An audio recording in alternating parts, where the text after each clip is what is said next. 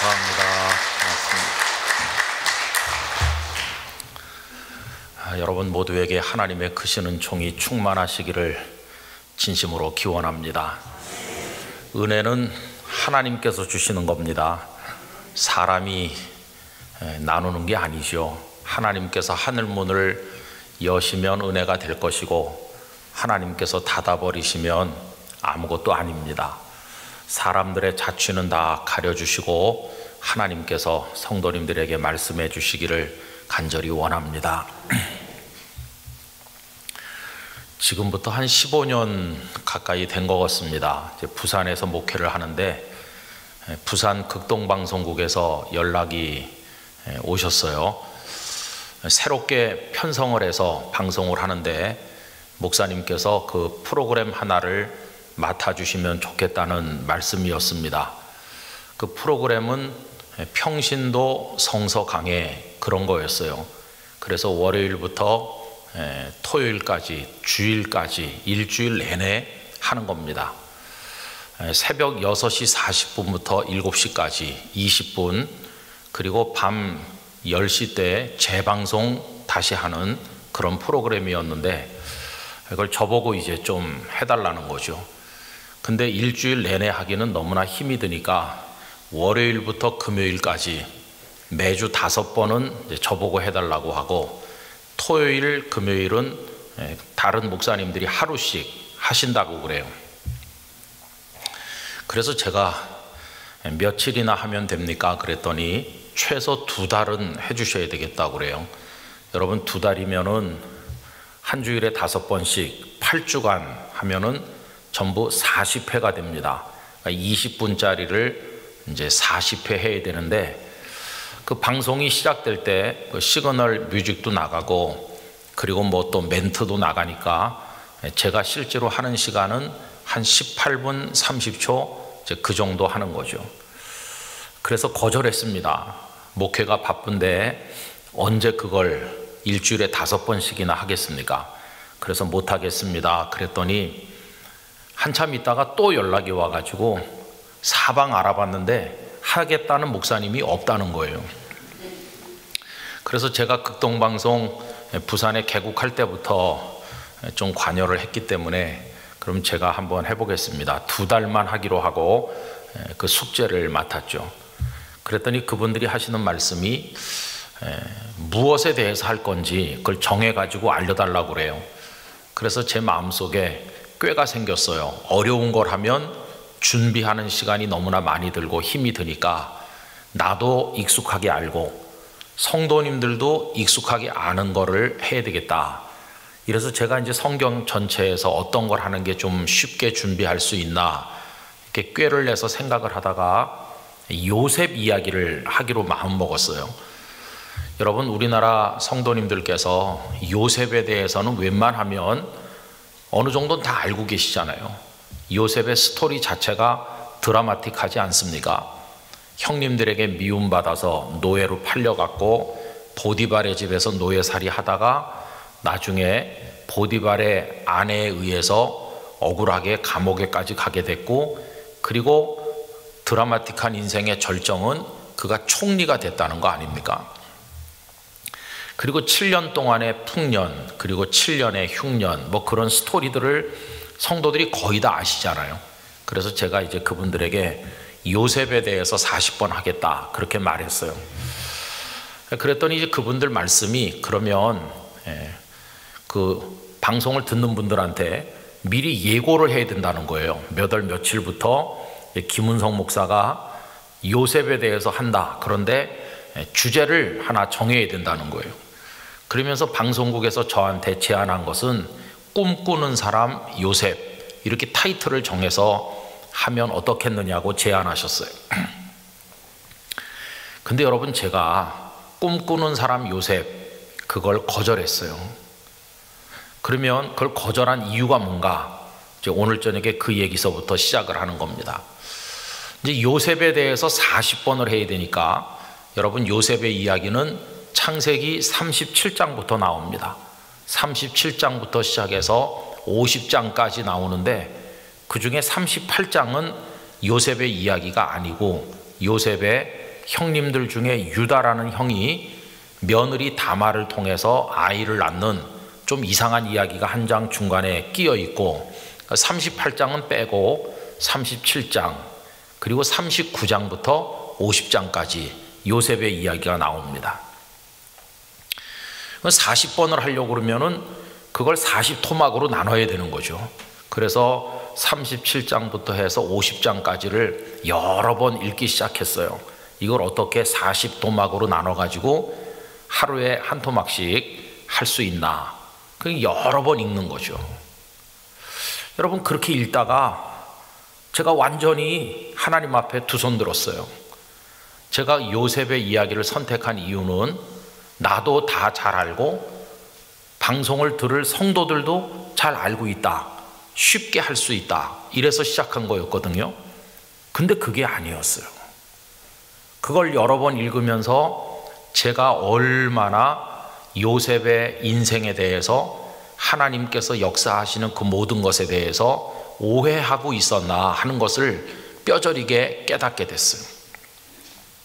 그리고 그것이 저의 신앙과 목회 사역의 또 하나의 전환점이 됐어요.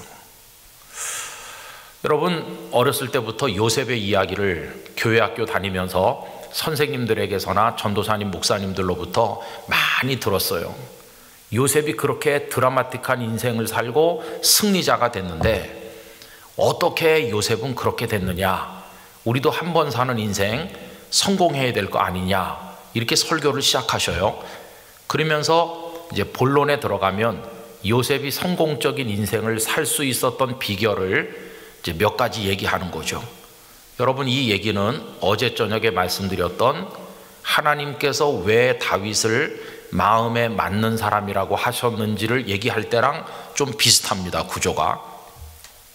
어제 저녁에 드린 말씀을 생각해 보면 다윗이 충성되기 때문에, 다윗이 물맷돌을 잘 날릴 만큼 실력을 쌓았기 때문에, 어제 뭐 그런 얘기 말씀드린 거 생각나시죠? 요셉의 이야기도 똑같은 거예요. 어떻게 요셉은 인생의 성공자가 되었느냐, 이렇게 질문하면 첫째, 요셉은 충성한다는 거예요.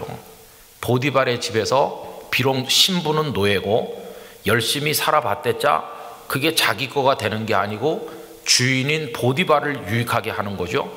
그렇지만 그는 맡은 일에 충성을 다했더니 나중에 보디발이 집안의 모든 살림살이를 다 요셉에게 맡길 만큼 그는 충성했기 때문에 성공한 거다. 그 다음에 두 번째로, 요셉은 유혹을 뿌리치는 힘이 있었다. 그 여인이 그렇게 다가와서 유혹했지만 과감하게 딱 끊었다. 이런 식으로 하는 거예요. 요셉은 또 꿈을 잘 해석하는 능력을 가지고 있었다. 그러면서 첫째, 둘째, 셋째, 넷째 이렇게 내려가면서 결론, 그러니까 요셉은 성공한 거다라고 하면서 우리도 충성하자, 우리도 뭐 어떻게 하자, 이렇게 하는 거예요. 그런 설교 많이 들었어요. 그런데 여러분, 저도 그런 설교를 한 적도 있어요. 요셉이 성공한 비결은 이러했기 때문이니까 우리도 그렇게 해서 성공합시다, 이렇게 설교하면 성도들이 듣고 계시다가 아멘 그러는 거예요. 그리고 집에 돌아가는 성도님들의 얼굴이, 야, 우리 목사님은 서론부터 결론까지 군더더기 없이 매끈하게 쫙 끝난다, 나도 성공해야지, 이러면서 다 기분이 좋으셔서들 돌아가셔요. 근데 제가 그 방송을 위해서 성경을 다시 읽으면서 그동안의 성도들에게 했던 그런 설교는 설교가 아니라는 걸 알게 됐어요. 그건 설교가 아니었어요. 그럼 그게 뭐냐? 그냥 어떻게 인생을 성공할 건지를 가르치는 처세술 강의에 불과했다는 것을 알게 됐어요. 여러분, 시중에 나가보면 자기 개발법을 가르치는 책들이 많이 있습니다. 뭐 성공하는 사람들의 7가지 습관, 뭐 그런 종류의 책들 얼마나 많이 넘쳐납니까? 근데 목사가 강단에서 했던 이야기가 그런 이야기예요. 여러분, 어떻게 하면 인생에서 성공할 수 있는지를 가르치는 처세술이나 인생의 성공 방식을 이야기하는 그런 이야기와 설교는 뭐가 다를까요? 예배당에 오셔서 인생 독본 들으려고 오시는 건 아니죠? 그 설교는 뭐가 다르냐? 여러분, 설교는 하나님을 이야기하기 때문에 결정적으로 다른 것입니다. 만약에 예배당 강단에서 하나님을 이야기하지 않고 인생을 성공하는 방법만 이야기한다면 굳이 예배당에 올 필요가 없죠.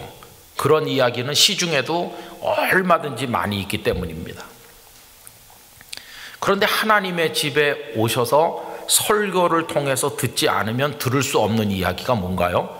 그게 하나님 이야기거든요. 그러니까 설교는 반드시 하나님을 이야기해야지 다른 이야기를 하면 그건 설교가 아닌 것입니다.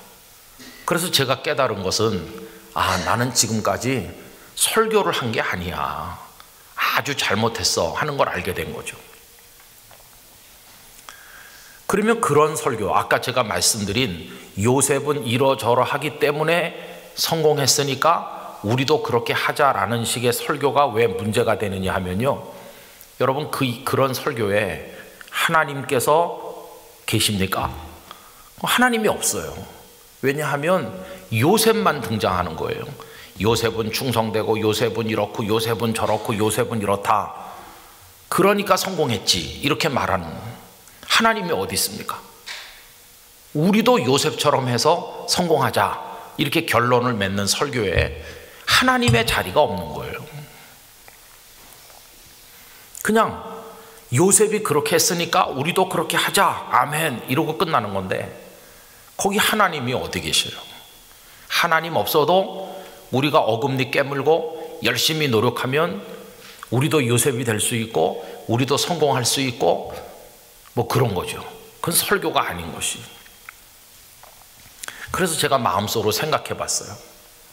만약에 지금 우리가 하늘나라로부터 요셉을 초청해다가 여기다 모시고 요셉에게 질문한다면 어떻게 당신은 그런 인생의 성공 드라마를 쓸 수가 있었습니까? 라고 물으면 요셉은 뭐라고 대답할까? 요셉은 우리에게 내가 워낙 충성되니까, 내가 워낙 인내심이 많으니까, 그 고초를 겪으면서 참고 또 참고 인내했으니까 그래서 나는 성공한 거다, 이렇게 말할까? 여러분, 성경을 읽으면서 발견한 건 그게 아니라는 것이었어요. 요셉을 여기 모셔다 놓고 어떻게 성공하셨느냐고 물어본다면 요셉의 대답은 전혀 다를 것이다. 어떻게 대답할까? 이렇게 대답할 겁니다. 하나님께서 나를 승리하게 하셨습니다. 하나님께서 나를 복되게 하셨습니다. 하나님께서 이루신 것입니다. 여러분, 아까 그런 설교는 주어가 누굽니까? 주어가 요셉이죠. 인내하는 것도 요셉이 하는 거고 충성도 요셉이 하는 거고 요셉이 다 하는 거죠. 그런데 성경 말씀을 읽어보니까 요셉은 그렇게 말하지 않았더라고요. 자기 이름을 주어의 자리에 놓지를 않고 그걸 뺐어요. 그럼 주어의 자리는 누구에게 드리느냐? 하나님께 드리는 것입니다. 여러분, 우리 예를 하나 찾아보려고 하는데 창세기 41장 먼저 가보도록 하겠습니다. 창세기 41장 41장에 보면 애고방 바로가 꿈을 꾸었습니다. 그런데 그 꿈이 무슨 뜻인지를 해석할 수 있는 사람이 아무도 없었습니다. 그러자 술 맡았던 관원장이 자기가 감옥에 있을 때 요셉이라는 청년이 자기 꿈을 해석해 주었고 그 해석된 대로 자기가 풀려나온 게 생각이 났어요. 그게 벌써 2년 전 일이거든요. 그래서 왕에게 얘기합니다. 내가 왕께 죄를 범해서 감옥에 갇혔을 때 한 히브리 노예가 감옥에 들어와 있었는데 그 청년이 내 꿈을 해석해 줬고 여차저차 해서 내가 이렇게 풀려났다고. 그러니 그 사람을 궁궐로 데려다가 왕의 꿈을 해석하도록 해보는 게 좋겠습니다. 이래가지고 왕의 명령이 떨어진 거죠. 감옥에 있는 죄수 요셉을 풀어내서 목욕 재개시키고 말쑥한 새 옷을 입히고 만조백관이 시립한 가운데 요셉을 가운데 불러 세울 그 장면을 한번 상상해 보세요. 요셉이 바로 앞에 섰죠. 그랬더니 바로가 요셉을 바라보면서 뭐라고 말했나요? 여러분 41장 15절입니다. 41장 15절. 바로가 요셉에게 이르되 내가 한 꿈을 꾸었으나 그것을 해석하는 자가 없더니 들은즉 너는 꿈을 들으면 능히 푼다 하더라. 이렇게 바로가 말하죠. 여러분 거기 끄트머리 문장을 잘 보세요. 너는 꿈을 들으면 능히 푼다. 이게 하나의 문장이죠. 너는 꿈을 푼다, 해석한다. 이게 이제 문장인데 이 문장의 주어가 누굽니까? 너죠. 너가 누굽니까? 요셉이죠. 인간이죠. 인간. 요셉이라는 너 인간이 꿈을 들으면 푼다. 너 그런 능력이 있지? 이렇게 물어보는 거예요. 여러분 왕이 그렇게 말했을 때 요셉의 반응, 그게 중요한 거죠. 16절은 다 같이 읽겠습니다. 요셉이 바로에게 대답하여 이르되 내가 아니라 하나님께서 바로에게 편안한 대답을 하시리이다. 아멘.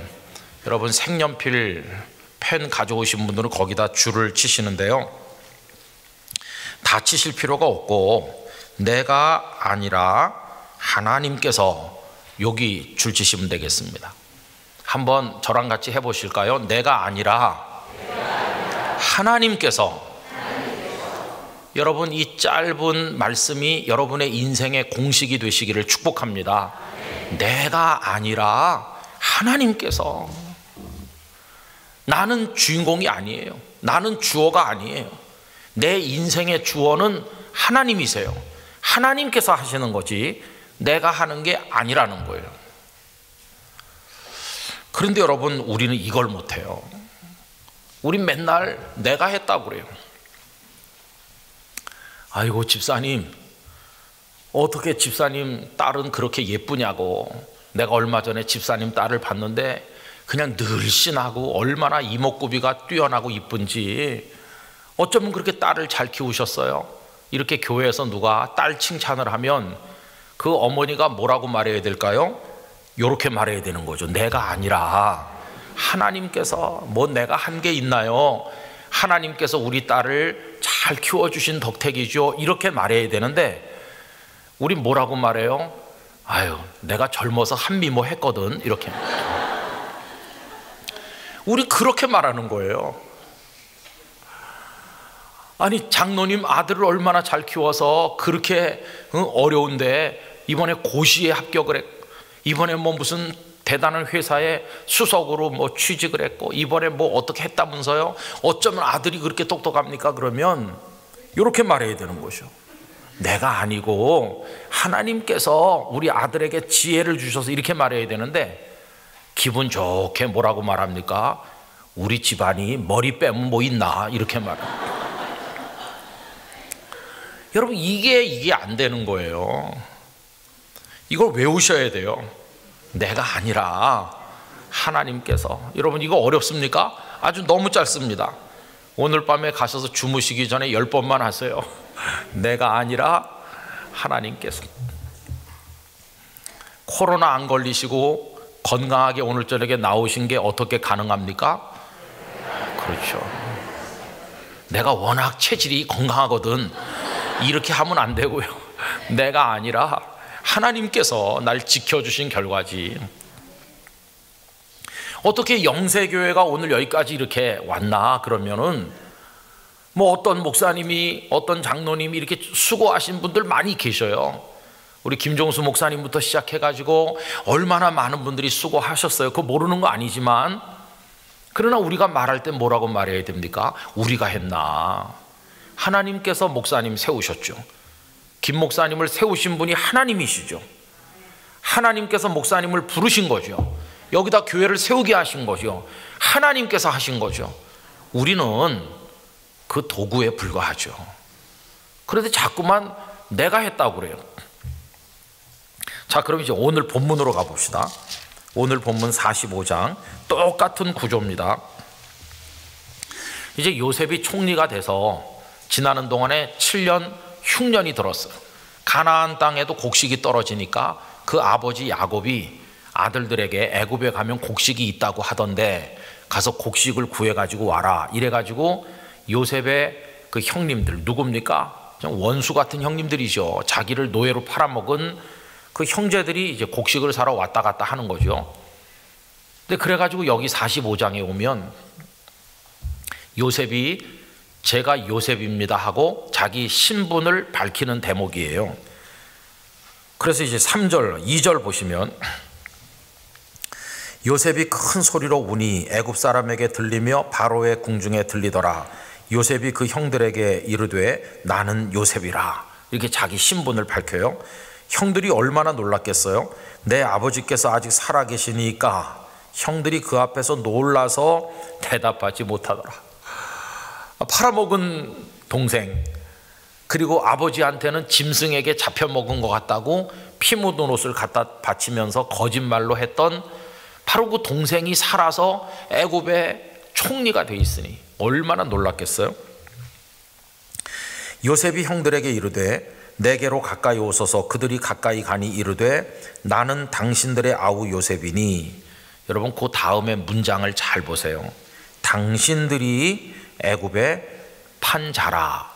여러분 주어가 누굽니까? 당신들이죠. 형님들 당신들이 나를 팔았다. 형님들이 여기 주어가 돼 있어요. 사람이 주어죠. 그런데 5절에 가면 놀라운 주어 바꾸기가 나오는 걸 볼 수 있습니다. 5절 다 같이 읽을까요? 당신들이 나를 이곳에 팔았다고 해서 근심하지 마소서, 한탄하지 마소서. 하나님이 생명을 구원하시려고 나를 당신들보다 먼저 보내셨나이다. 할렐루야. 요 끄트머리 문장에서는요, 당신들이 주어가 아니고 주어가 누구로 바뀌었습니까? 하나님으로 바뀌었어요. 하나님이 나를 당신들보다 먼저 보내신 겁니다. 그러니까 내가 애굽에 온 거 형님들이 나를 팔았기 때문에 온 게 아니고 하나님께서 보낸 겁니다. 이렇게 주어를 바꿨어요. 그 다음에 또 7절도 똑같아요. 7절 다 같이 읽겠습니다. 하나님이 큰 구원으로 당신들의 생명을 보존하고 당신들의 후손을 세상에 두시려고 나를 당신들보다 먼저 보내셨나니. 하나님께서 하신 거예요. 하나님이 주어예요. 여러분 만약에 당신들이 나를 팔았고 당신들이 나를 고생시켰고 당신들이 나를 죽게 죽음의 고통 같은 노예살이로 집어 던졌고 당신들 때문에 내가 감옥에 갔고 이렇게 하면 가슴에 뭐가 쌓일까요? 분노와 원한이 쌓이는 거죠. 그러면 복수해야 되는 거죠. 그런데 요셉은 일절 복수 같은 걸 하긴커녕 형님들 가족을 고센 땅에서 잘 모시거든요. 어떻게 그 분노가 눈 녹듯이 다 사라질 수 있었나? 여러분 그 진행되는 모든 것을 형님들이 하셨다고 생각하지 않고 하나님께서 하셨다고 믿기 때문이에요. 주어를 바꿨기 때문이에요. 저는 오늘 저녁에 오신 영세교회 성도님들이 여러분들의 인생에 주어를 바꾸시는 데 성공하시길 바랍니다. 이건 굉장한 신앙의 고백입니다. 저는 그 극동방송에 요셉에 대한 방송을 시작하면서 그 전에는 맨날 요셉이 충성하고 요셉이 인내하고 요셉이 이렇고 그래서 요셉이 성공했다고 말해왔는데 그게 아니라는 걸 알게 됐어. 성경을 보니까 요셉 자신은 한 번도 내가 충성되고 내가 인내하고 이렇게 말한 적이 없고 요셉은 처음부터 마지막까지 자기 인생을 끌고 가시는 분이 하나님이시라고 말하는 거예요. 꿈 해석 내가 하는 거 아닙니다. 하나님이 하십니다. 나를 애굽에 보낸 거 당신들 형님들이 아닙니다. 하나님이 보내셨습니다. 이러는 거죠. 여러분 아까 41장에서는 내가 아니라 하나님께서 이렇게 말했죠. 여긴 지금 뭐라고 말합니까? 당신들이 아니라 하나님께서. 저는 이것이 우리의 신앙 고백이 되기를 원합니다. 내가 오늘 여기까지 산 거 내가 노력하고 내가 수고했기 때문이 아니라 하나님께서 나를 여기까지 인도하신 줄 믿습니다. 앞으로 내가 미래를 살아간다면 내가 마스터 플랜을 짜고 앞으로 20, 30년 후에 어떻게 내가 먹고 살고 어떻게 인생을 즐길 건지 세세한 계획을 세우고 차근차근 내가 잘하기 때문에 사는 게 아니라 하나님께서 나를 이끄실 때, 하나님께서 나에게 필요를 채워주실 때, 하나님의 손이 나를 인도하실 때 나는 살게 될 줄 믿습니다. 이렇게 사는 게 그게 성도의 모습인 것이에요. 여러분, 이런 신앙 고백을 가지고 살면 완전히 달라지는 거죠. 그래서 제가 드디어 이제 그 극동방송 그걸 시작을 했어요. 근데 꿈을 꾸는 사람 요셉, 꿈꾸는 사람 요셉 이렇게 하자고 하는 걸 제가 거절했다고 그랬죠. 그래서 그 타이틀로를 어떻게 정했냐 하면 저는 이렇게 했습니다. 꿈을 이야기하는 사람 요셉, 이렇게 해요. 여러분, 요셉이 17살 됐을 때 꿈을 꿨잖아요.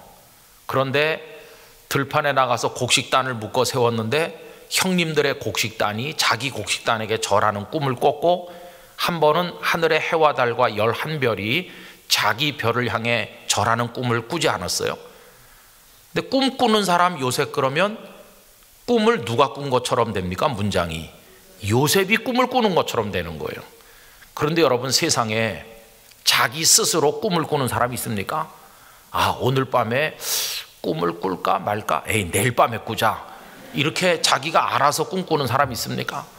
그것도 뭐 초저녁에 꿀까, 한밤중에 꿀까, 새벽에 꿀까, 내용은 뭘로 정할까? 여러분, 꿈을 우리 마음대로 알아서 꾼다면 아마 모르긴 몰라도 세상의 남자들은 매일 밤 첫사랑 꿈을 꿀 거예요. 자기 마음대로 꿈꾼다면 그렇게 할 거예요. 근데 꿈은 우리가 꾸는 게 아니에요. 더군다나 그냥 개꿈이 아니고 그 속에 하나님의 뜻이 담겨 있는 그런 신령한 꿈은 사람이 꾸는 게 아니라 하나님께서 꿈을 주시는 거고, 우리는 그냥 꿈을 받는 거예요. 그러니까 꿈을 내가 꾸는 게 아니죠. 그럼 요셉이 하는 건 뭡니까? 꿈은 하나님이 주신 거고, 그 꿈을 받은 다음에 나가서 말했어요. 내가 어젯밤에 꿈을 꿨는데 형님들의 곡식단이 나한테 절하는 꿈을 꿨어요 라고 나가서 말은 할 수 있어요. 말은. 꿈은 하나님이 주시는 거고요. 그래서 그 타이틀을 꿈을 이야기하는 사람 요셉 이렇게 바꿔서 했어요. 그리고 이제 방송 1회차, 2회차, 3회차까지 내가 그동안 요셉에 대해서 얼마나 오해했고 요셉의 인생에 대해서 설교를 잘못했었는지에 관해서 계속 얘기하면서, 여러분, 요셉의 인생은 요셉 스스로가 끌고 나간 게 아니라 전적으로 하나님께서 인도하신 겁니다. 그리고 요셉도 그걸 알고 있었습니다. 그래서 내가 꿈을 해석하는 게 아니라 하나님께서 하신다고 말했고, 당신들이 나를 판 게 아니라 하나님께서 나를 먼저 애굽에 보내셨다고 말했습니다. 그게 요셉의 신앙 고백입니다. 그 얘기를 계속했어요. 그랬더니 전라북도 익산에 계시는 어떤 목사님께서, 합동교단의 목사님이신데 전화를 하시더라고요. 내가 대전 극동방송을 듣다가 그걸 들었대요. 맨 처음에 부산 극동에서 하고 한 달 후에는 포항에서도 하고 대전에서도 하고, 이걸 전국을 이제 돌면서 그걸 다 방송을 하는 건데, 그분이 좀 후에 이제 대전 극동을 통해서 그게 익산까지 들린답니다. 그래갖고 이제 들었다는 거예요. 그리고 그 목사님이 당신도 나랑 똑같은 반성을 했노라고, 저와 똑같은 회개를 했다고 말씀하시는 거예요. 그래서 처음 전화 통화를 하는 그 목사님과 은퇴가 얼마 안 남으신 그 목사님과 1시간 정도 이야기를 했어요. 얼마나 목사인 우리가 성경을 잘못 가르쳐 왔나. 하나님을 이야기해야 되는 강단에서 하나님을 이야기하지 않고 인간의 처세술 같은 이야기를 설교라는 포장지에 싸서 엉터리로 해왔는지, 그런 얘기를 그 목사님과 나눴어요. 그리고 이제 저의 인생, 저희 가정의 생활 가만히 보는 거죠. 아, 내가 여기 있는 거 우리 가정이 여기까지 온 거, 이건 우리가 살아온 게 아니야. 이건 하나님께서 인도하신 거야. 이걸 깨닫게 되는 거죠. 여러분, 우리 인생을 내가 끌고 가거나 남이 끌고 간다고 생각하면 우리는 초라해집니다. 왜냐하면 우리의 인생이 사람의 손바닥 위에서 놀아나는 것밖에 안 되잖아요.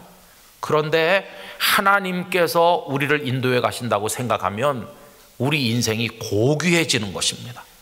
그 어떤 사람도 나를 함부로 할 수 없고, 내가 비록 실수하고 넘어져도 나를 수렁에서 건져서 승리케 하시는 분 하나님이 계시는 한 우리는 멸망하지 않게 되는 것이에요. 하나님의 손안에 있는 우리 인생, 얼마나 고귀하고 얼마나 아름답습니까? 아까도 목사님과 잠깐 얘기를 했지만 여기 나오는 요셉의 이야기와 비슷한 간증이 저희 집안에 있어요. 저희 아버님께서는 100세까지 살고 돌아가셨습니다. 아버님 돌아가신 지가 이제 6년 됐습니다. 참 불쌍한 분이었어요.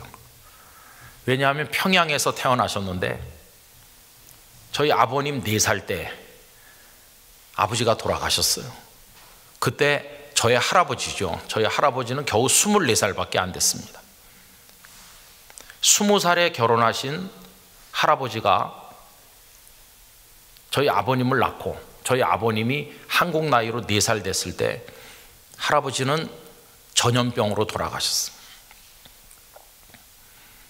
그리고 그 밑에 2살짜리 동생이 있었다고 합니다. 그런데 할머니는 평양신학교를 세우신 사무엘 마펫 선교사에게 세례를 받고 일찍부터 예수님을 믿었어요. 성경에서 읽은 이야기가 생각나신 거죠.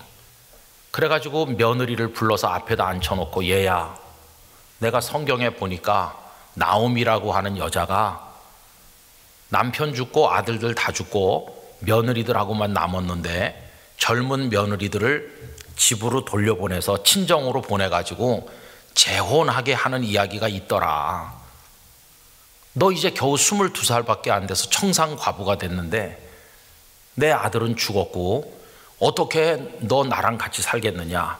아들 녀석이 둘이니까 저 녀석 4살 된 저 녀석은 내가 키울 테니까 2살짜리는 내가 업고 친정에 가라.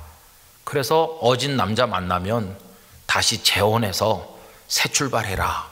이래가지고 며느리하고 작은 손자를 보내셨다는 거예요. 엄마가 가버린 거죠. 이제 친정으로 가버리니까 저희 아버님은, 아버지는 돌아가셨고 엄마는 동생 데리고 친정에 가버렸으니까 저희 아버님은 엄마도 없어진 거예요. 그리고는 그 할머니랑 할아버지랑 사는 거죠. 할아버지는 완고하고 서당 훈장인데 교회는 가서 뭐 하느냐, 응? 학교는 가서 뭐 하느냐 이러면서 내 밑에서 천자문부터 시작해서 한문 배우면 된다. 서당 훈장이시니까 그렇게 완고한 분이었다고 해요. 그래서 저희 아버님은 일반 학교 문턱에도 한 번도 가본 적이 없어요. 단 하루도 학생으로 다녀본 적이 없다고 그래요. 참 불쌍하지 않습니까? 친구들은 학교 가는데 저희 아버님은 할아버지 서당에 앉아가지고 하늘천 따지부터 좀 배우는 거죠. 그러다가 그나마도 박복하셔서 12살 될 무렵에 그 할아버지마저 돌아가셨어요. 할머니랑 둘만 남았죠. 바단떼기 없이 찢어지게 가난한 서당집 손자가 이제는 할머니랑 둘이 사는데 할머니를 부양해야 될 처지가 된 거죠. 12살부터 저희 아버님은 온 동네 방네 다니면서 허드렛 일 도와주고 할머니를 부양하고 머슴살이 비슷하게 살고, 제 아버님은 그러셨어요. 저희 아버님 마음에 맺힌 한은 어떻게 내 땅 한 평이라도 생겨가지고 남의 집 밭에 가서 일하지 않고 내 농사를 지으면서 살 수 있을까? 그게 아버님의 소원이었다고 그래요. 12살에 그렇게 험한 인생을 시작을 해가지고 애써서 안 먹고 안 입고 할머니랑 모은 끝에 18살에 밭을 하나 샀대요. 얼마나 감사하고 기뻤는지. 저희 아버님은 한글 같은 건 어디서 배웠나? 할머니 따라서 교회 다니니까, 교회 가서 성경 찬송 자꾸 넘기다 보니까 저절로 스스로 터득한 거죠. 18살에 땅을 사고 이렇게 하니까 동네 사람들이 저 총각이 마누라를 굶겨 죽일 사람은 아니다, 굉장히 성실하다, 그러면서 어떤 처녀를 중매를 해가지고 저희 아버님이 결혼을 하셨죠. 그리고는 자녀를 낳고 농토를 늘리고 믿음 생활 잘해서 30대 초반에 교회 안수집사가 되셨고, 그리고 땅덩어리가 넓어져서 이제는 부자 소리를 듣을 정도로 성공을 했고, 그리고 아들 셋, 딸 넷을 낳고 행복하게 사셨다고 그래요. 일제시대 때 우리나라 어려웠습니다. 특히 일제 후반부로 가면 참 고통스러웠죠. 태평양 전쟁이 시작이 되고 또 만주로 또 쳐들어가서 일본 사람들 전쟁을 하고 온통 세상이 전쟁통이었죠. 우리나라 조선 처녀들 정신대 끌려가고 남자들 징용 끌려가고 참 힘든 시대죠. 그런데 그때가 저희 아버님의 개인 인생에 있어서는 가장 행복했던 때였다는 거예요. 7남매가 태어나서 아들 셋, 딸 넷이 태어나서 자라지, 교회 열심히 다니지, 그렇게 살았는데 해방이 되니까 너무너무 기쁘죠. 이제는 해방됐다고. 그런데 해방의 기쁨도 잠깐이었습니다. 왜냐하면 소련군 탱크를 앞세운 김일성이 공산당이 돼가지고 북한 땅을 접수했잖아요. 공산주의 치하에서 고통받으면서 그 5해 동안 사신 거죠. 그러다가 6.25 전쟁이 북한의 남침으로 인해서 이 땅에 발생하지 않았습니까? 뭐 난리통이고 곳곳에 시체고. 지금 젊은 세대들, 그때 얼마나 우리나라가 비극적으로 가난하고 죽음이 곳곳에 놀렸었는지 너무 그런 거 모르는 것 같아요. 국가 안보 이런 의식이 지금 다 무너졌어. 공산주의가 얼마나 무서운지 잘 몰라요. 근데 저희 아버님은 거기서 그걸 뼈저리게 느낀 겁니다. 그리고 1951년 1월 4일에 중공군이 마구 넘어오니까 그때 떠밀려서 다시 후퇴하는 걸 일사후퇴라고 하잖아요. 그해 겨울은 얼마나 추웠는지, 그땐 다 의복이 부실하고 먹는 게 부실한 데다가 곳곳에 시체고 얼마나 다들 힘들었겠습니까? 근데 그 전쟁통에 저희 아버님 일사후퇴 때 떠밀려서 내려오시는데, 아휴, 어떻게 가족들이 그때 같이 있질 않다가 갑자기 내려오니까 아내와 7남매를 다 잃어버린 거예요. 저희 아버님은 홀로 호롤단신 남쪽에 내려왔어. 아는 사람 하나도 없죠. 돈 한 푼 가진 게 없죠. 가족이 같이 오지도 못했죠. 저희 아버님은 하루에도 수십 번 죽고 싶었대요. 이렇게 살아서 뭐 하겠나. 근데 그래도 죽지 않고 버틴 것은 예수님을 믿었기 때문에 버텼다는 거예요. 신앙 하나를 가지고. 저보다 등치가 더 크시고 그랬는데 그때는 피골이 상접해서 죽을 지경으로 떠돌아다니는 거죠. 그렇게 떠돌아다니다가 어떤 친척을 만났는데 그 친척이 자네 이렇게 있다가 큰일 나겠다고, 이제 저 휴전선이 언제 열릴지 모른다고, 북한에 아내와 자식이 있는 사람들도 여기서 다시 재혼을 해가지고 새 출발하는 사람이 많으니 자네도 이렇게 혼자 떠돌아다니다 죽지 말고 재혼을 해서 가정을 꾸리라고 옆에서들 자꾸 이렇게 하니까 저희 아버님께서 어쩔 수 없이 강원도 철원 산정호수가 있는 그 근처에 방앗간집 딸이라고 제가 들었어요. 피난살이 다니던 한 처녀를 만나가지고 저희 아버님이 재혼을 했어요. 그래가지고 재혼을 해서 사신 곳이 어디냐 하면 중구 충무로 2가 16번지예요.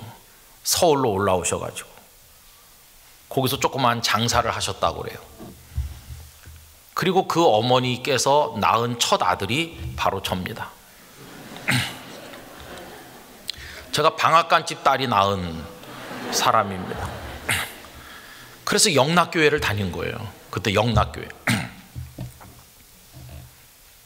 근데 비극이 거기서 끝나는 게 아니죠. 그래서 장사가 좀 되고 북한에서 그 있는 가족들 그 상처가 없어지진 않았지만 억지로 잊으면서 이렇게 좀 지나고 있는 중인데 어머니께서 두 번째 아기를 낳은 거죠. 제 동생, 저보다 2살 적은 동생. 근데 그때만 해도 아기를 낳을 때 병원에 가서 낳는 게 아니고 그냥 집에서 산파가 와서 낳는 경우가 많은 때니까 아침나절에 어머니께서 제 동생을 낳고 그리고 낮에 돌아가신 거예요. 하혈을 많이 하시고, 그러니 조그만 단칸방에 아내가 주워서 누워있고 2살짜리 저는 아무것도 모르고 설치고 다니지. 아침에 나온 피덩이 요만한 아기가 옆에 누워있지. 얼마나 참혹했겠습니까? 그때 영락교회 성도들이 오셔서 위로해주고 장례를 한 거죠. 제 어머니를 영락교회에서 장례했습니다. 그리고 제 동생은 피덩어리를 어떻게 키울 수가 없어서 그러고 있는데 저희랑 조금 먼 친척 되시는 분이 오셔서 형님, 우리 부부는 아기를 못 낳는데 형님 그 피덩이를 우리한테 주시면 우리 자식으로 호적에 올려가지고 우리가 키우면 안 되겠습니까? 이렇게 하니까 제 동생은 그 집에 갔죠. 그 집 호적에 올라가지고. 근데 저희 살던 데서 가까운 데 살았어요. 그래갖고 이제 3살, 4살, 5살 이렇게 크면서 걔가 자주 놀러 와가지고 요만할 때죠 진짜. 그렇게 살다가 제가 6살 될 무렵에 아버님께서 이제 영등포로 이사를 갔어요. 근데 영등포로 이사 가기 몇 년 전에 제 생어머니께서 돌아가시고 나서 한 1년쯤 있다가 어떤 분이 저를 보고 내가 쟤를 키워서 목사가 되도록 하겠다고 그러면서 우리 아버지와 또 결혼을 했어요. 그분이 제 어머니죠. 저를 키워주신 어머니. 8년 전에 92세로 하늘나라에 가셨습니다. 저희 어머니는 저 한산도, 통영 그쪽에 여러 섬들을 다니면서 전도하셨고 교회들을 여러 개 세우셨고 그래요. 그러다가 저희 아버님을 봤고 저를 본 거죠. 제 아버님이 언젠가 그런 말씀했어요. 네 엄마가 들어올 때 나를 쳐다보지도 않았다. 네 엄마는 너를 보더니 들어와 살겠다고 그랬다. 너를 키워서 목사 만들겠다. 그 어머니가 얼마나 눈물로 저를 위해 기도하고 사랑해 주는지 상상을 못할 정도로 저에게 모든 걸 쏟아서 저는 그 어머니 기도 덕분에 오늘 여기 있게 됐다고 생각합니다. 그 영등포로 옮기니까 영락교회까지 교통편이 없어서 그 거리가 멀거든요. 그때 옛날에 버스 타고 털털거리며 다닐 수 없으니까 한 1년 억지로 다니다가 이제 가까운 교회로 이제 옮겨서 그때부터는 그 교회에서 자라게 된 거죠. 아버님, 어머님은 이제 그 교회에서 다 장로 권사가 되셔서 섬기다가 은퇴하셔서 계시다 돌아가셨습니다. 근데 이제 제 동생네 집도 저희 부모님이 영등포로 이사를 가니까 그 집도 영등포로 따라왔어요. 그래가지고 제가 초등학교 다니고 할 때 내 걔랑 붙어서 하루 종일 노는 거예요. 뭐 동생인지 모르죠. 그냥 친척네 애다 이렇게 생각하면서 저녁 때 집에 가야 되는데 걔도 집에 안 가고 더 놀겠다고 형이랑 놀을 거야 그러면서 막 땅바닥에 떼굴떼굴 구르고 그랬어요. 그런데 걔가 이제 중학생이 될 때쯤 되니까 이제 그 집이 멀리 이사를 가더라고요. 아마도 그 출생의 비밀 같은 게 알려지는 게 원하지 않았는지 먼 데로 갔어요. 그리고는 소식이 잘 없었어요. 그때만 해도 뭐 집집이 전화가 있어가지고 아침 저녁 전화하고 그런 시대가 아니고 한 동네 전화 있는 집이 한 집 있을 똥 말 똥 그랬던 옛날이거든요. 소식을 잘 모르죠. 그러다가 이제 중간에 한 번 연락이 왔는데 걔를 키워주신 그 아버지께서 갑자기 돌아가셨다고 해서 연락이 돼가지고 우리가 장례식에 간 적이 있어요. 근데 저는 중간에 어떤 할머니가 오셔서 저한테 걔가 네 친동생이다 이렇게 말을 해줘서 알았어요. 저희 부모님이 그 한산도 그쪽에 예배당을 짓는 것 때문에 출타하니까 저를 밥해 줄 사람이 없으니까 그 할머니가 와서 여러 날 저랑 있으면서 둘이 있으면서 저를 밥을 해 주셨거든요. 그때 그 할머니는 우리 집안이랑 수십 년 전부터 아는 분이에요. 그분이 우리 집 스토리를 아니까 저를 옆에 눕혀서 재우면서 걔가 네 친동생이라고 그러는 거예요.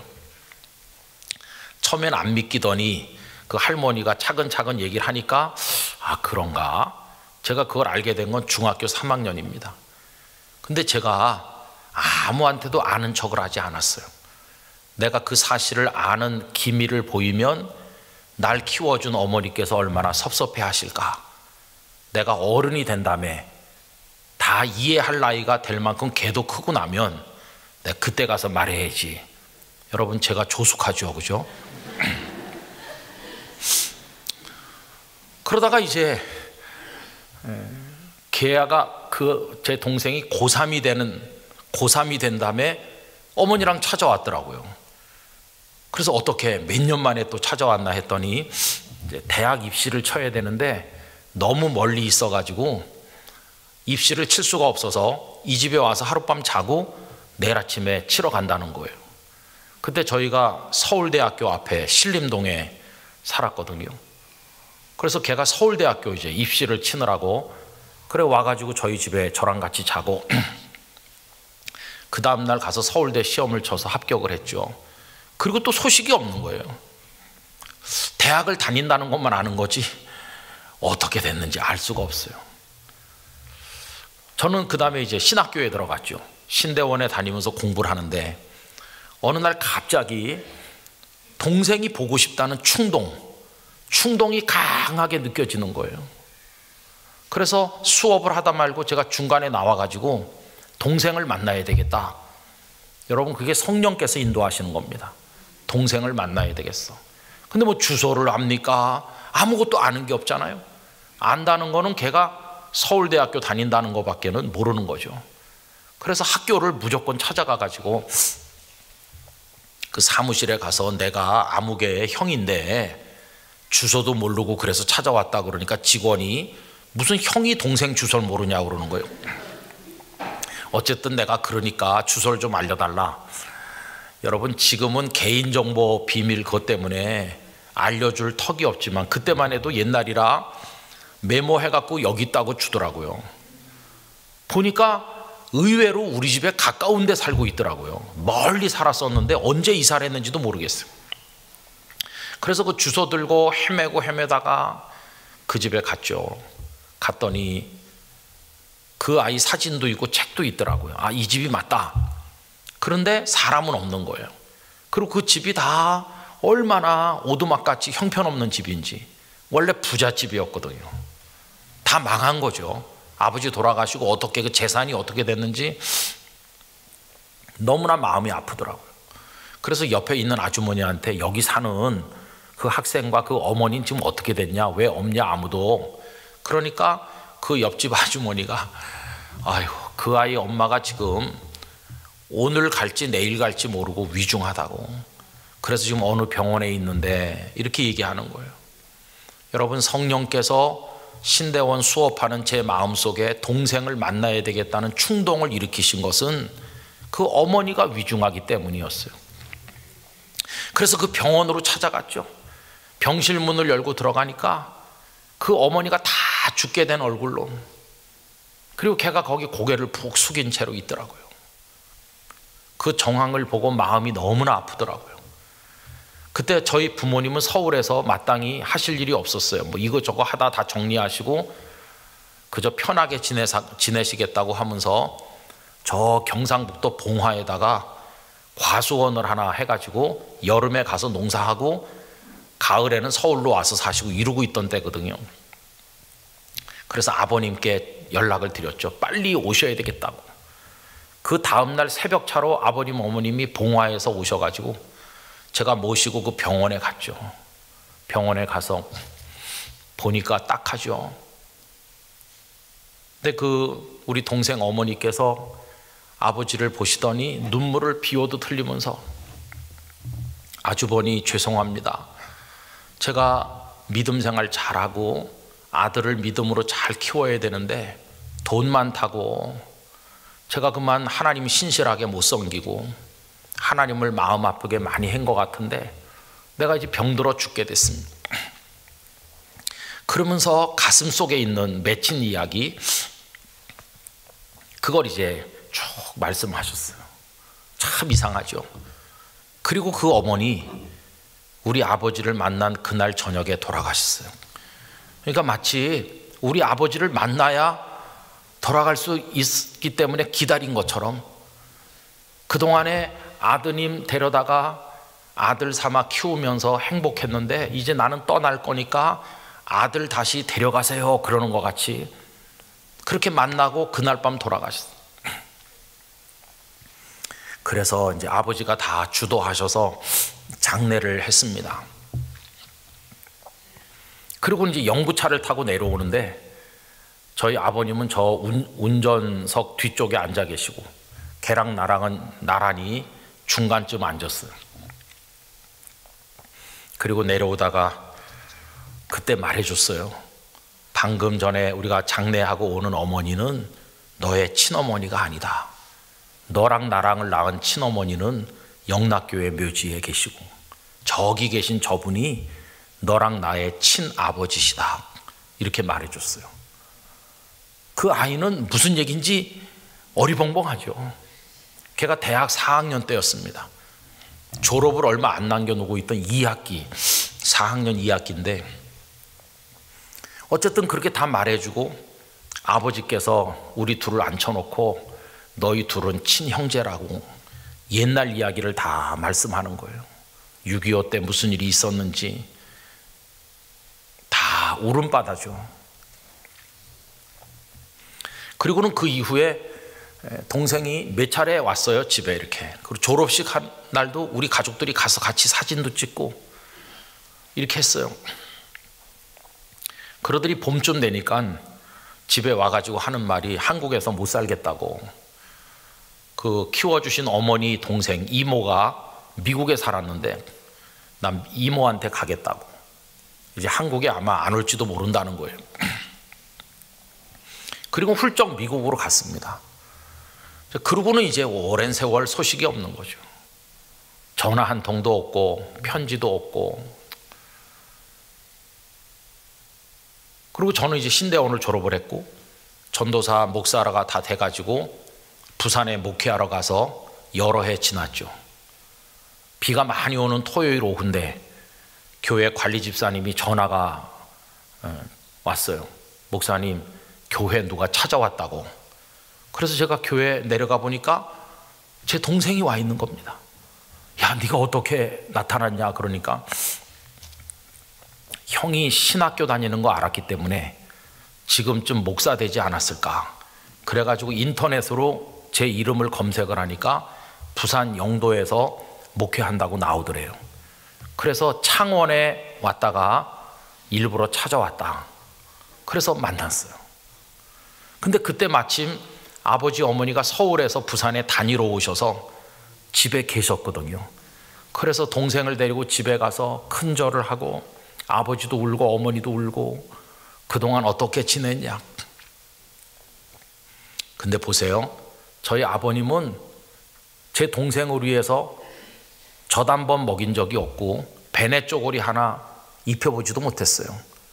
걔가 태어난 날 아내가 죽었고 그날 바로 걔는 그 집에 갔으니까 아버님이 울면서 이렇게 하는 거예요. 나는 너에게 아무것도 해준 게 없다. 내 손으로 밥 한 그릇 먹여보지 못했고 옷 한 벌 사주지 못했고 너 등록금 한 번 내가 대준 적이 없고 내가 아무것도 아버지로 해준 적이 없다고.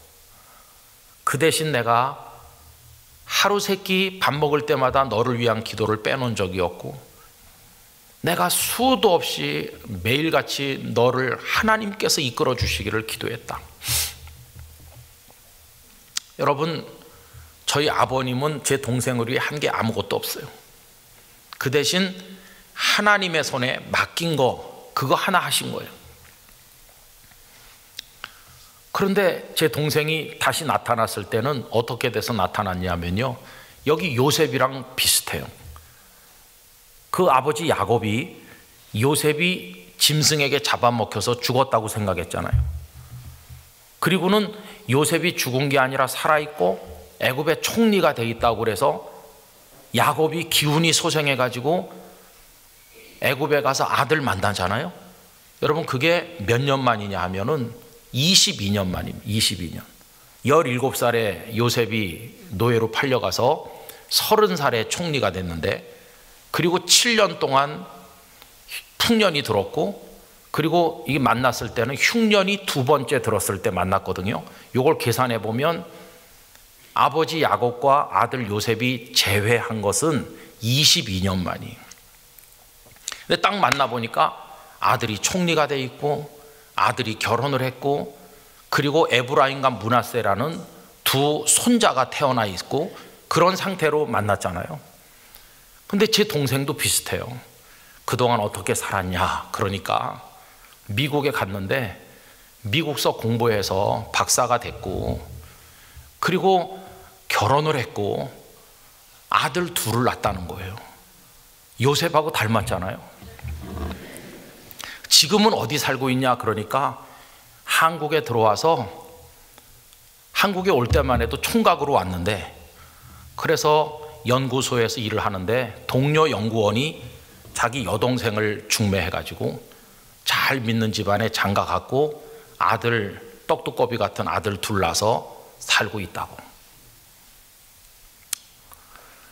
우리 부모님은 그때 서울에 살았습니다. 저는 부산서 목회하고, 아버지에게 이제는 어머니랑 같이 부산 와서 삽시다. 내가 부산서 은퇴할 텐데 이제 부산서 같이 살다가 하늘나라 가시는 게 안 낫겠어, 이렇게 했거든요. 근데 저희 부모님은 절대로 안 오셨어요. 내가 와 있으면 너한테 짐 되고 너 목회하는데 힘들다. 끝까지 서울에 버티는 대로 버티다가 이렇게 하셨거든요. 근데 참 놀랍잖아요. 제가 부산에 있고 부모님은 여기서 연로하셔서 힘든데 제 동생이 나타나 갖고 생신도 챙겨드리고 음식도 해다 갖다 바치고. 제일 황당했을 것은 제 재수일 것 같아요. 혈육이 전혀 없다고 그래갖고 시집 왔는데 시아주버니도 있고 부모님도 있고 갑자기 시댁이 등장한 거잖아요. 근데 너무너무 믿음 생활 잘해요. 다 만나가지고 우리 사진도 같이 찍고. 우리 영세교회에서 그리 멀지 않은 교회에 제 동생이 장로가 돼 있습니다. 얼마나 그 심성이 곱고 착한지, 그 내외가 믿음 생활을 잘하는지.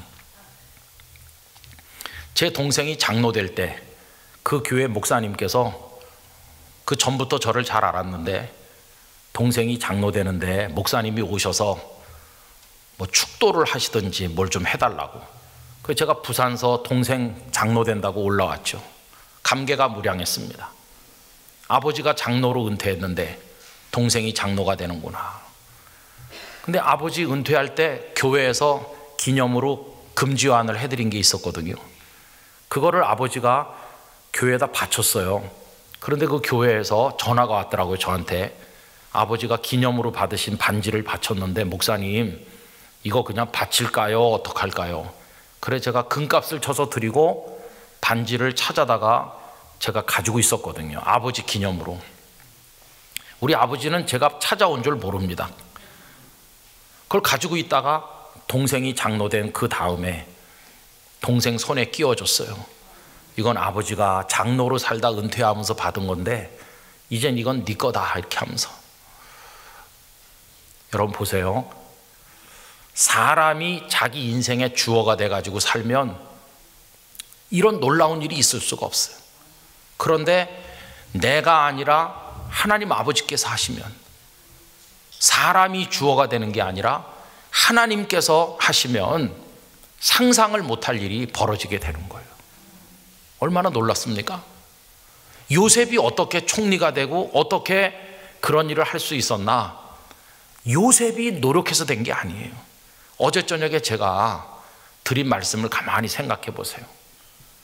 다윗의 이야기를 하면서 하나님의 마음에 맞는 사람이 되는 비결은 뭘 자꾸 채워서 자격을 갖추면 너 내 마음에 든다 이러실 거라고 우리가 평소에 생각했는데 그건 틀린 생각이고, 하나님께서는 오히려 아무것도 아닐 때 속이 텅 비우면 비울수록 너 내 마음에 든다 이러신다고 어제 저녁에 말씀드렸죠. 그래서 우리가 어떤 사람이 되어야 하는가? 첫 번째 질문에 대해서 하나님 앞에 텅 빈 사람이 되어야 된다, 그걸 말씀드렸잖아요. 그리고 이제 오늘 두 번째 저녁에 하나님께 드리는 그 질문은 어떤 일을 어떻게 할 것인가 하는 거잖아요. 여러분, 어떻게 하면 되겠습니까? 내가 주어가 돼서 하는 게 아니라 하나님께서 주어가 되셔서 하시도록 하나님을 내 인생의 주인으로 모시는 거죠. 그게 어떻게 할 것인가의 대답이에요. 자녀를 키우실 때 내가 종아리 때리고 내가 과외 선생님 붙이고 내가 쫓아다니면서 해가지고 자식이 다 잘 될 것 같으면 세상의 모든 자녀가 다 잘 됐죠. 그러나 그래서 되는 게 아니고 하나님의 복이 임해야 되는 겁니다. 하나님의 은혜가 있으면 부모가 뒷바라지 못해줘도 다 잘 될 수 있습니다. 애가 공부를 못해도 하나님의 인도하심이 있으면 길이 열리는 거예요. 그걸 믿어야 돼요. 그게 그리스도인이죠. 그래서 아이가 학교 갈 때 꼭 기도해 주셔야 됩니다. 얘가 지금 30명 중에서 28등 한다고 그래도 축복의 기도는 세게 해 주셔야 돼요. 하나님 아시죠?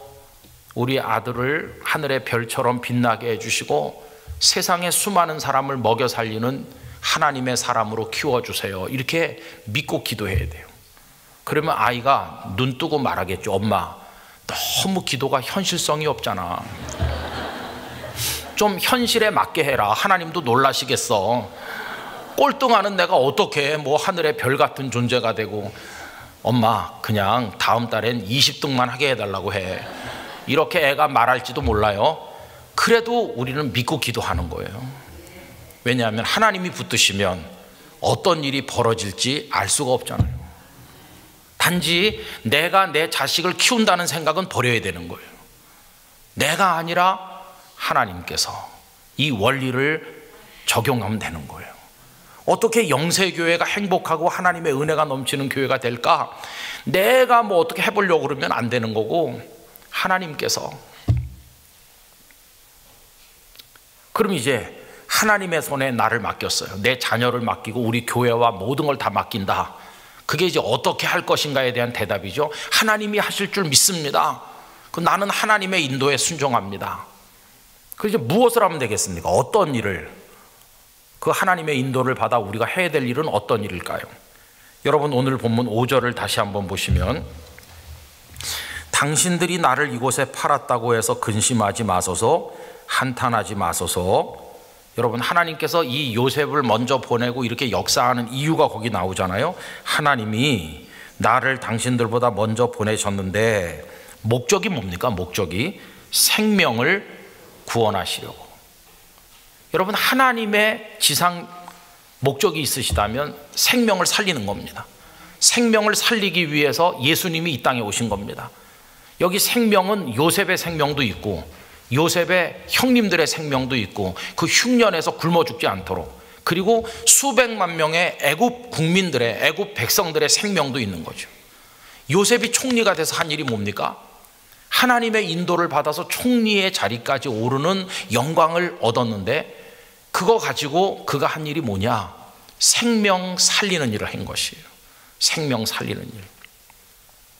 저는 영세교회 성도님들이 내가 아니라 하나님께서 하실 줄 믿습니다, 그 믿음 가지고 살아가시되, 그 은혜를 입으면 무슨 일에 힘써야 되느냐 하면 살리는 일에 최선을 다하시기 바랍니다. 여러분, 이때 요셉이 할 수 있는 일이 많이 있어요. 제가 요셉이라면 총리 되자마자 좀 업무 파악을 하고 조금 자리를 잡은 다음에 제일 먼저 누구를 불렀을까요? 보디발 부부를 불렀을 것 같아요. 보디발을 대령해라, 그 부인까지. 어느 날 보디발이 집에 가서 얼굴에 수심이 그득해갖고 앉아있겠죠.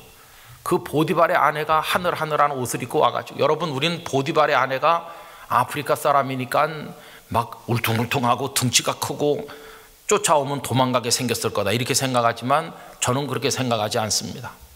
적어도 바로의 시위대장 정도 되는 사람의 아내가 되려면 아마 미스 애굽 정도, 무슨 진, 선, 미 중에 하나는 아닐까. 매력이 막 풍성한 여자였을 것 같아요.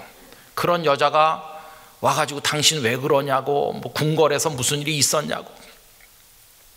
그러면 보디발이 말이지, 화도 나기도 하고 뭐라고 말을 못하겠죠.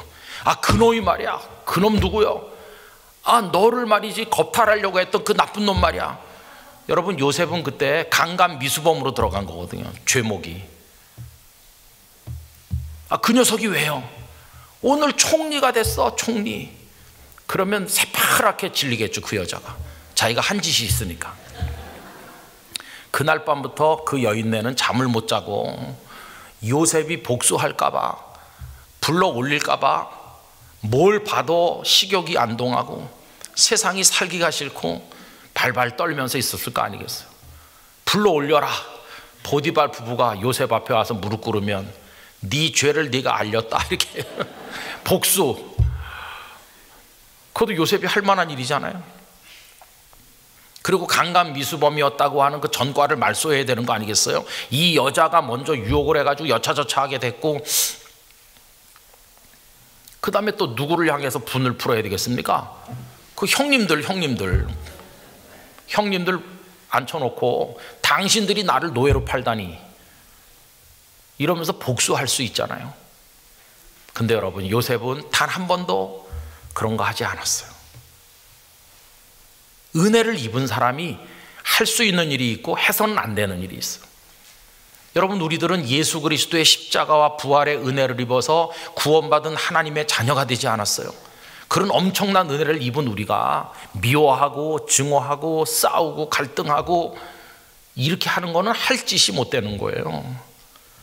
구원받은 은혜를 입은 성도라면 무슨 일을 해야 되느냐 하면은 살리는 일을 해야 될 줄로 믿습니다.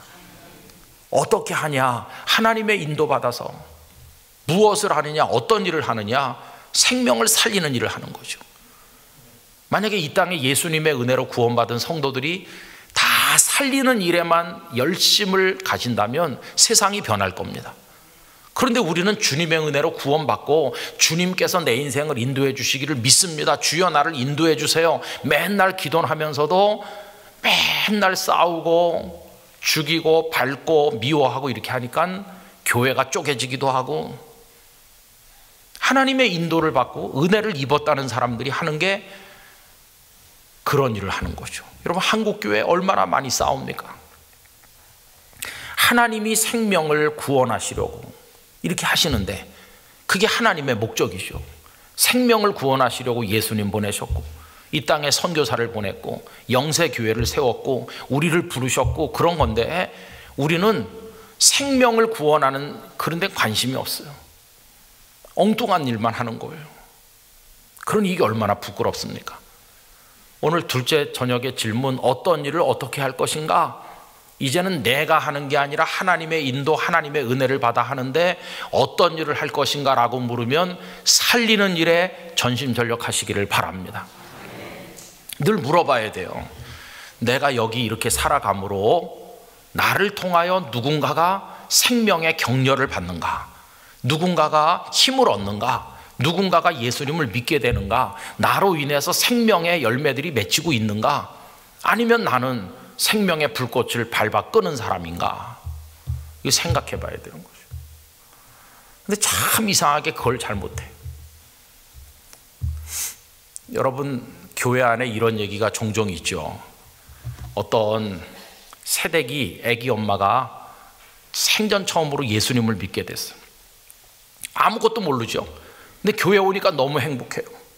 그래가지고 내가 학생 시절에 좀 일찍 믿었더라면 좋았을걸, 이제서라도 믿게 된 건 다행인데 너무너무 아쉽다, 이러면서 애기 들쳐업고 열심히 다니는 거예요. 구역장 집사님이 잘 안내를 하고 이렇게 인도를 하는데 늘 부러운 거예요. 찬양대원도 부럽고 교회 학교 교사도 부럽고 나도 뭘 좀 하고 싶은데 그래서 좀 하면 안 되겠느냐 이렇게 하니까 구역장님이 안 된다고, 세례를 받아야 찬양대원도 할 수 있고 뭐 하는 거라고. 그래서 세례 받을 때까지 조용히 기다리면서 열심히 이제 있는데 어느 날 구역장님이 전화가 왔어요. 어쩐 일이세요 구역장님? 그러니까 애기 엄마도 할 수 있는 일이 생겼어. 뭔데요? 아, 우리 구역이 이번 주일날 밥을 하는 차례 식당 당번이 됐거든.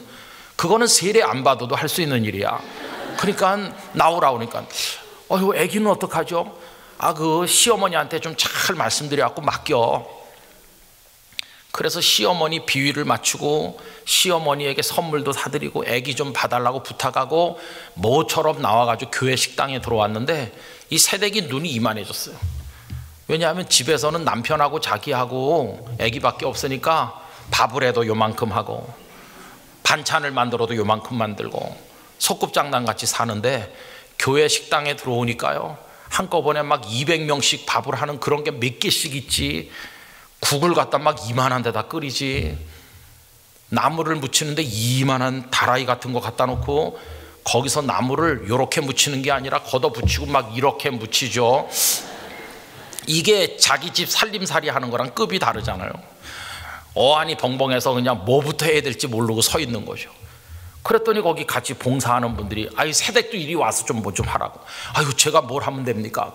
그 나물이나 좀 무치라고. 그래서 팔 걷어붙이고 불안한 마음으로 묻히는 거죠. 왜요? 이렇게 많은 걸 해본 적이 없으니까. 하여튼 이렇게 먹어보면 좀 싱거운가? 소금도 더 두고 깨도 더 두고 뭐 이것저것 먹어보면 또 싱겁고. 왜냐면 골고루 안 하면 하나 먹어보는데 간이 안 간 걸 먹으면 계속 싱겁죠. 딴 데는 이미 충분히 짠데 계속 갖다 붓고 계속 하는 거죠. 그래갖고 해놨어요. 드디어 예배가 끝났어요. 주방에 시찰차 나오는 분이 있어요. 누구냐 하면 그 교회 부엌에서 평생을 보낸 권사님, 노 권사님이 수고들 하는구만 그러면서 주방 시찰을 나오는 거죠. 나물을 묻혔네. 그러면서 이렇게 손으로 하나 맛을 보는 거죠. 그리고는 소리를 빽 지르는 거죠. 소금 덩어리구만. 이걸 사람 먹으라고 묻혔나? 그러니까 새댁이 새파랗게 질리는 거죠. 시어머니만 무서운 줄 알았더니 여기 더 무서운 할머니가 있구나. 누가 묻혔냐고 막 야단치니까 이 새댁이요, 상처를 너무 많이 받았어. 야, 교회 다녀서 행복했는데 더 이상 못 오겠다 이제는. 그래서 그 다음 주부터 교회 안 오는 거죠. 그러니까 목사님이 그렇게 열심히 오던 새댁이 안 보이니까 궁금하셔서 구역장 집사님한테 전화했죠. 아, 그 새댁이 요새 한 두어 주 안 보이던데. 그랬더니 구역장님이 뭐 좀 그런 일이 있어서요, 이제 올 겁니다. 근데 계속 안 오거든요. 또 전화해가지고 무슨 일이 있냐 그러니까 그때서야 털어놓는 거예요. 구역장님이 사실은 여차저차 했는데 그 왕권사님이 소리 지르고 야단쳐갖고 상처받아서 안 오는 거라고. 그래서 구역장도 해결 못하고 아무도 해결 못하니까 결국은 마지막 해결사로 등장한 분은 담임 목사님이죠. 담임 목사님이 새댁 집에 찾아가니까요, 이만큼 입이 나와가지고 돌아 앉아가지고 목사님 쳐다도 안 보고 계속 울면서 저 이제 교회 못 간다고. 그런 무서운 할머니 처음 봤다고 그러면서 못 간다고 그러니까 목사님 너무 속이 터지잖아요. 그 왕권사 그 양반은 전도도 못하면서 열심히 나오는 사람을 못 나오게 가로막고 뭐 그런 권사가 다 있나. 목사님 마음도 막 화가 나오고. 하여튼 일단은 교회를 다시 오게 해야 될 거 아니겠어요. 그래서 뭐 다 교회 이런 사람 저런 사람 있는 거고 이해하라고, 연세가 드셔서 그렇지 뭐 별소리 다 해도 돌아 앉질 않고 계속 우는 거예요. 그래서 할 수 없이 목사님이 마지막 카드를 뽑았대요. 마지막 카드가 뭐냐 하면, 나 이 교회 와서 벌써 오래됐는데 그 권사님이 주방 책임자로 오래 있었기 때문에 나 그 권사님 만든 음식 먹느라고 그동안 힘들었다고. 근데 사실 지난번에 그 나물 그게 내 입에 딱 맞더라고. 간이 맞더라고. 이렇게 마지막 카드를 뽑았더니 그때서야 정말이세요? 그러면서 돌아앉더래요. 그래갖고 교회 나오기로 약속했어요. 그리고 이제 목사님이 집에 와서 좀 있는데 전화가 짜르릉 오는 거예요. 보니까 그 왕건사님이 전화하는 거예요. 아니 목사님, 그 여자한테 가가지고 그게 입에 쫙 맞았다고, 그동안 먹은 몇십 년 음식은 입에 안 맞았다고 저를 비난하셨다면서요? 아니 권사님 그걸 어떻게 알아? 아, 낱말은 뭐가 듣고 반말은 내가 그걸 모를 줄 아세요? 막 그러는. 내가 맨날 목사님 내 집에 김장 해다 드리고 목사님 가족 먹여 살리다시피 했는데 이렇게 배신 때리기입니까? 막 퍼붓는 거예요. 그래서 목사님이 또 이번에는 왕권사님 내 집에 신방을 갔대요. 가가지고 어떡하겠냐고, 권사님은 전도도 안 하면서 그 새파란 그 새싹 같은 새댁이 그렇게 상처받고 교회를 안 오면 속이 시원하겠냐고. 내가 그래서 그 자매 마음을 돌리려고 말이지, 내가 그렇게 말한 거지. 에이, 음식 그러면 권사님이지. 그랬더니 그 권사님이 맞죠? 그 여자 집에서 한 말은 본심이 아니시죠? 그래서 본심이 아니지. 이렇게 또 권사님을 달래놓고 이제 달밤에 집에 오는데 하나님한테 물어봤대요. 하나님, 제가 나무를 짜게 먹는 목사입니까? 싱겁게 먹는 목사입니까? 나도 내 입맛을 잘 모르겠습니다. 그랬더니 하나님께서 마음에 주는 대로 먹어라 이렇게.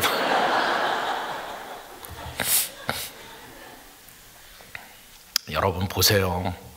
그 권사님은요 밟아 죽이는 거예요. 밟아 죽여. 생명을 구원하려고 해야 되는데 밟아 죽이는 거예요. 오늘날 교회 여러 바깥에 안에 모임들 생명을 살리는 일을 해야 되는데 하나님이 우리의 주인 되셔서 우리에게 은혜를 주시고 우리를 인도하신다고 그렇게 말은 하면서 그래서 받은 하나님의 은혜로 하는 일이 생명을 죽이는 일을 하는 거예요. 그러나 요셉은 보디발의 가족들에게도 복수하지 않았고 형님들에게 이런 방구 싫은 말 하지 않았어요. 창세기 50장에 가보면 아버지 야곱이 세상 떠난 다음에 장례식이 끝난 다음에 형들이 겁을 먹었죠. 아버지도 안 계시니까 이제 요셉이 우리에게 복수하지 않겠나. 그랬을 때 요셉이 형님들을 눈물로 위로했죠. 여러분, 요셉은 하나님이 주신 그 은혜를 입어서 살리는 일을 하는 거예요. 살리는 일. 오늘 우리가 해야 될 일이 그것인 줄로 믿습니다. 물질을 줌으로 살리기도 하고 따뜻한 격려의 말 한마디가 사람들을 살려내기도 하고 복음을 전도하는 거야말로 그 영혼을 살리는 일이고 교회가 이 땅에 존재하는 목적은 살리는 일을 하는 것이죠. 저는 영세교회가 이 생명 살리는 일에 앞장서시기를 바랍니다. 단 한 명도 영세교회 안에서 상처받고 그 생명의 그 싹이 자라다 밟혀 죽는 사람 없기를 원합니다. 많은 사람들이 여기 와서 살아나야 되는 거죠. 어떤 일을 어떻게 할 것인가? 생명 살리는 일을 내가 아니라 우리가 아니라 하나님의 인도하신 가운데 하나님의 능력 가운데 하면 우리 개인의 인생이 복되고 하나님의 교회가 부흥될 것이고 수많은 영혼이 구원을 받아서 하나님의 영광을 나타내게 될 것입니다. 그게 늘 끊임없이 우리 마음속에서 되묻고 또 대답해야 될 아주 중요한 우리 그리스도인의 질문인 것입니다. 그런데 여러분, 여기서 벗어나면 큰일 납니다. 내가 아니라 하나님께서 이거 모르고 내가 주인 노릇하면 망합니다. 그 다음에 하나님의 은혜를 입었더라도 살리는 일을 하지 아니하고 죽이는 일을 하게 되면 하나님의 진노를 피할 수가 없습니다. 이건 아주 기본적인 문제입니다. 언제나 그걸 생각하면서 나는 살리는 쪽에 서 있나? 나는 하나님을 주어로 모시고 하나님을 주인으로 모시고 나는 하나님의 은혜로 사나? 그걸 늘 생각해야 됩니다. 여러분, 삶의 기본적인 문제입니다. 이거에 대한 정답을 오늘 저녁에 우리가 나누었으니까 이거 마음에 명심하시고 살아가실 수 있게 되기를 부탁을 드리는 것입니다. 그 영세교회가 성도들이 헌금을 하고 그 재정을 집행을 하고 각 부서의 일꾼들을 세우고 여러 가지 사역을 감당할 때 모든 초점은 생명 살리는 데 있어야 됩니다. 그리고 하나님께 영광됩니다. 왜냐하면 하나님의 목적이 생명 살리는 거니까요. 그런데 그 반대 일이 벌어지면 하나님이 가장 섭섭해 하실 겁니다. 저는 영세교회를 통해서 많은 생명이 구원받는 역사가 이루어지길 원하고, 어떻게 할 것인가? 우리를 내려놓고 하나님이 주어 되시도록 그렇게 하시게 되기를 축복합니다. 저희 가정의 간증을 말씀드렸는데 그게 다 하나님이 하시는 것이에요. 그렇죠? 그러면서 우리의 남은 시간이 얼마가 될는지 모르지만 살리는 쪽에 서서 발언하고, 살리는 쪽에서 물질을 쓰고, 살리기 위해서 시간을 쓰고, 모든 일을 그렇게 해나가다 보면 하나님께서 수고 많았다 그러면서 우리를 부르시는 그날이 올 것이고, 그때 우리는 하늘의 면류관을 쓰는 축복을 누리게 될 줄로 믿습니다. 기도하겠습니다. 거룩하신 하나님 아버지, 어떤 일을 어떻게 할 것인가? 창세기 45장의 말씀을 통하여 생명을 살리는 일을 하나님이 주어가 되셔서 이끄시는 은혜를 통하여 감당해야 된다는 사실을 생각하였습니다. 우리 영세교회 성도들과 영세교회가 그렇게 될 수 있도록 하나님의 만복을 내려 주시옵소서. 예수님의 이름으로 기도드리옵나이다. 아멘.